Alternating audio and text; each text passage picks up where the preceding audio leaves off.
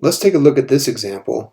We're trying to graph the solution set to x greater than or equal to -3 and y less than -1. So let's look at these lines individually. Let's just look at the line x equals -3. Right? X equals -3. What that line says is no matter what y is, x is going to be -3. All right? So that says no matter what y is, x is going to be -3. Okay, so that makes a vertical line through x equals -3.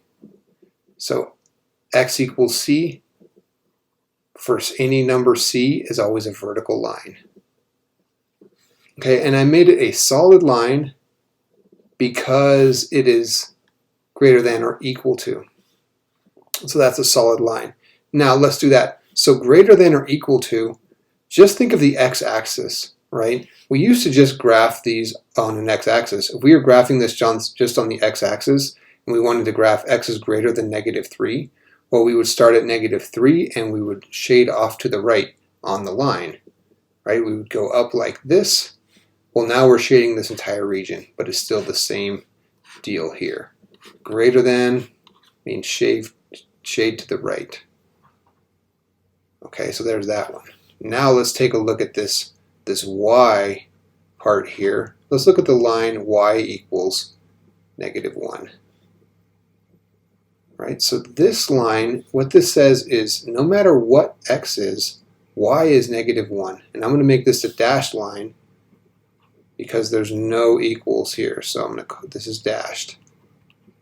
All right, so let's see here.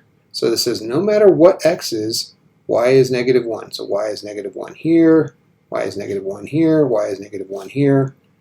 So what that makes is a horizontal line. Okay, horizontal. Y equals c is always horizontal for any constant c, and this one here is vertical. X equals c is always a vertical line for any c. Cool. Now let's get the shading here. Right?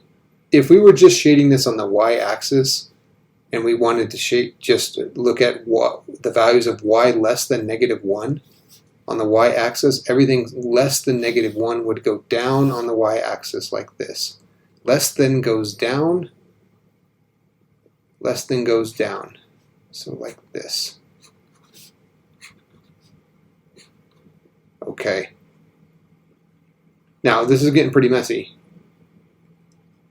We need to be very clear on what our final answer is, right? The final answer of this region of this inequality is where these shaded regions overlap.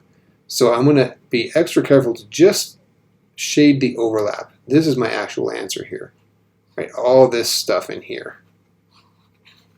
So I'm darkening this to be very clear that this is my answer, not all this other stuff.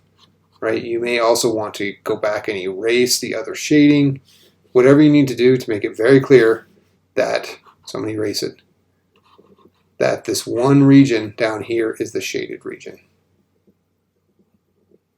And there you have it.